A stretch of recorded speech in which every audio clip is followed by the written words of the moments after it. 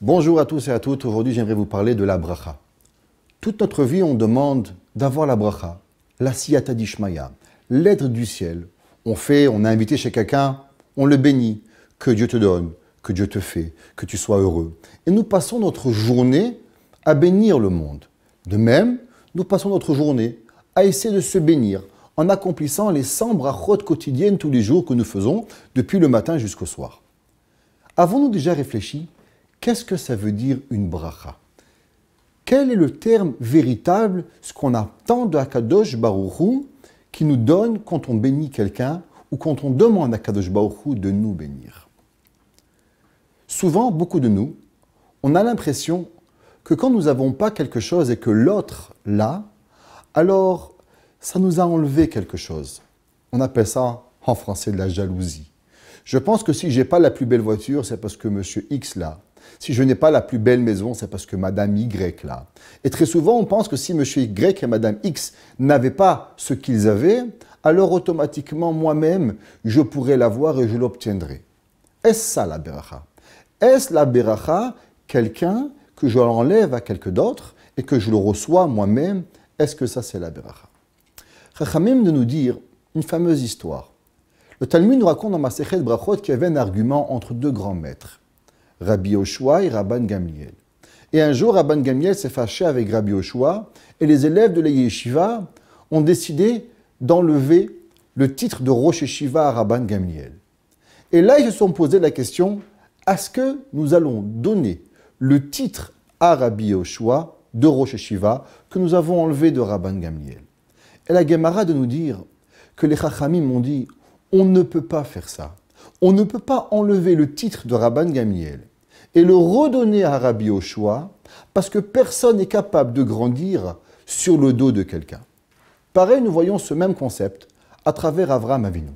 Avraham Avinu a 75 ans, il est à Haran, il a une prophétie où Akadosh Baruch Hu lui dit, Avraham, abandonne ton père, abandonne ta mère, abandonne ton pays, va-t'en dans un pays lointain que tu ne sais même pas et je te promets la richesse. Des années plus tard, il y a une guerre entre 4 rois qui se battent contre 5 rois. Les 4 rois vont gagner les 5 rois, et d'entre eux, il y avait un roi qui s'appelait Nimrod. Nimrod va conquérir Lot, et il va vouloir le prendre en captif, et va vouloir le tuer. Un géant qui s'appelait Og vient chez Avraham Avinu, et lui dit, Avraham, on a pris ton neveu Lot en captif. Avraham va en guerre avec une personne, Eliezer. Et Chachamim nous disent, mais comment Avraham va-t-il aller en guerre? Avraham est-il armé? Et là, la Gemara de nous dire que Dieu a fait un miracle, que Avraham jetait du sable et que le sable se transformait en flèche et Avraham conquistait la guerre. Et Avraham va vaincre ces 4 rois. Après qu'il gagne ces 4 rois, il rencontre le roi de Sodome. Et le roi de Sodome lui dit, cher Avraham Avinu, tout t'appartient, tu as gagné la guerre, tu as conquis, nous sommes tes captifs. S'il te plaît, l'argent, prends-le, mais la vie, laisse-la nous.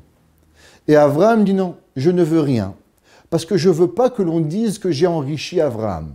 Le seul qui va dire que j'ai enrichi Avraham, c'est de la bracha de Akadosh Baruch Hu.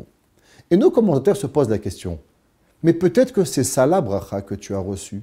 Peut-être qu'un homme qui jette du sable, qui se transforme en flèche et qui gagne une demi-guerre mondiale, c'est pas le plus grand miracle et c'est peut-être ça que Akadosh Baruch Hu voulait que tu sois riche quand il t'a promis à l'âge de 75 ans que tu vas être riche. Et d'où Avraham savait que Akadosh Baruch Hu allait lui donner une bracha indépendante de cette guerre. Et Chachamim répondent exactement la même réponse. Une bracha de Akadosh Baruch Hu ne peut pas venir suite à la peine de quelqu'un. Si un homme perd quelque chose et que moi je l'obtiens, ce n'est pas obligatoirement une bracha. Si mon voisin perd sa maison et je vais prendre la maison de mon voisin, ça c'est pas une bracha. Akadosh Baruch Hu, il est capable de faire que ton voisin ait une maison, et que ta voisine ait la plus belle voiture, et que ton voisin à côté a encore un plus grand palais, et que toi, tu as le plus grand des palais. La bracha, elle ne peut pas résider chez la personne quand la personne, elle arrive sous la souffrance de l'autre. La véritable bracha, il dit à Avraham Avinu, c'est quand je vais prendre l'argent, tous les gens de Sodome, tous les gens des 9 rois vont pleurer, leur père, leur mère, leurs frères, leurs sœurs, leurs amis, parce que je les ai appauvris. Ça, c'est pas une bracha. Et Akadosh Baruch Hu m'enverra une bracha qui va être dépendante de personne.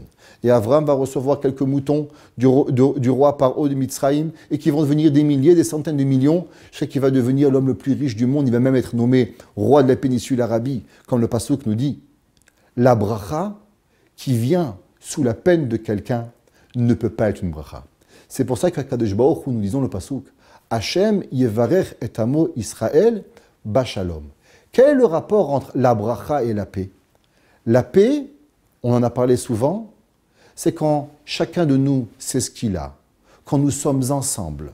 Si moi je reçois ce que je dois avoir sans faire mal à quelqu'un, ça c'est la véritable bracha. Quand Akadosh Baruch Hu me donne quelque chose sans enlever rien à personne, alors j'ai la bracha et j'ai le shalom.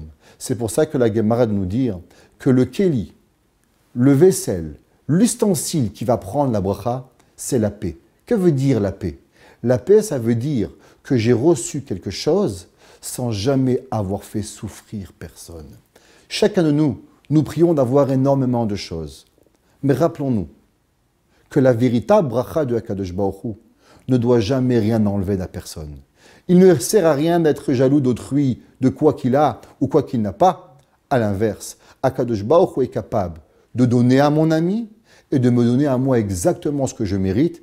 Et c'est là la véritable bracha que nous souhaitons. Et que nous souhaitons à chacun de nous, ce que Akadosh Baruch Hu veut, Amovarech et Amo Israël, qui bénit le peuple Israël, Bachalom, avec la paix, où les deux peuvent exister et coexister.